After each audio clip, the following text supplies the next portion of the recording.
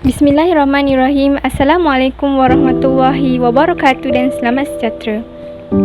Nama saya Fariha Binti Sardun, nombor metrik A183809. Saya dari Jabatan Dakwah dan Kepimpinan, Fakulti Pengajian Islam, Universiti Kebangsaan Malaysia. Baiklah, pada video kali ini, saya akan menerangkan tentang keperluan memahami Tauhid Kontemporari. Baiklah, yang pertama, tujuan kita mempelajari ilmu Tauhid ialah supaya dapat meyakini bahawa Allah Subhanahu Wa Taala sebagai Tuhan dan Nabi Muhammad SAW sebagai Rasulullah. Yang kedua, dapat mengelakkan daripada berlakunya syirik, kufur, nifak, akidah. Yang ketiga, dapat membetulkan cara berfikir dan persepsi terhadap alam dan kehidupan. Seterusnya, tujuan kita mempelajari ilmu fiqh ialah dapat mengetahui hukum hakam dalam setiap perbuatan yang kita lakukan. Yang kedua, dapat membolehkan umat Islam untuk melaksanakan agama Islam dengan lebih teratur dan terperinci. Dan yang ketiga, dapat memastikan hukum Islam relevan pada masa kini. Kerana apa? Baiklah, apabila kita berkata tentang hukum hakam, setiap zaman ia mempunyai perbezaan hukum hakam. Kerana apa? Kerana semakin meningkatnya zaman, semakin banyak perkara yang perlu kita kaitkan dengan hukum hakam yang baru.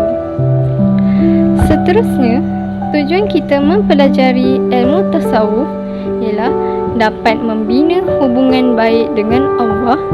Yang kedua, dapat membina hubungan baik sesama makhluk. Yang ketiga, dapat mengelakkan daripada menjadi orang yang fasik. Dan yang keempat, kita dapat menjaga maruah diri. Apakah itu fasik?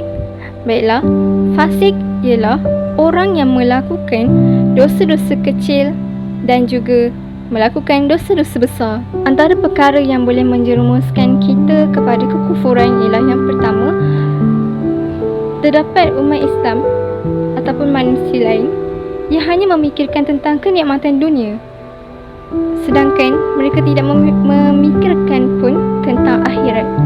Dan yang kedua, mereka hanya mengutamakan kehidupan di dunia. Sebagai contoh, terdapat manusia yang hanya memfokuskan tentang dunia. Mereka terlalu mengejar tentang kekayaan, terlalu mengejar tentang kenikmatan dunia tanpa mereka menghiraukan tentang akhirat. Apakah yang dikatakan Tauhid Kontemporari? Apabila pembelajaran Tauhid dapat mengembalikan keyakinan manusia tentang Tuhan, maka itulah yang dikatakan sebagai Tauhid Kontemporari. Jika kita lihat pada masa kini, serangan terhadap Islam yang boleh mengurangkan akidah berlaku daripada pelbagai sudut dan cara. Bila antara yang dapat kita perhatikan di sini ialah dari segi pembelajaran.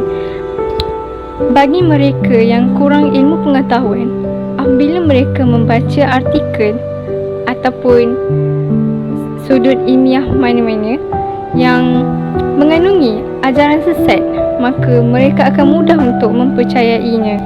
Dari sudut teknologi juga dapat menggoyahkan lagi iman umat Islam. Kerana apa? Dari situlah mereka dapat menyerang Islam dari pelbagai jenis cara dalam teknologi. Antaranya ialah dari segi muzik, video, cerita. Dari situ mereka dapat menggoyahkan lagi iman umat Islam. Kesimpulannya, masyarakat pada hari ini lebih mencari kehidupan yang lebih selesa, lebih dari mencari ketuhanan. Ini bermakna ancaman yang boleh mengurangkan keyakinan terhadap akidah Islam boleh berlaku dalam pencarian keselesaan dalam kehidupan.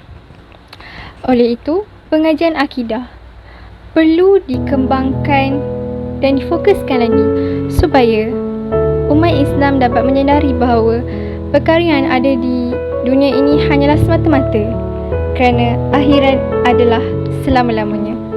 Sekian, Wabillahi taufiq wa hidayah. Wassalamualaikum warahmatullahi wabarakatuh. Salam Ramadan.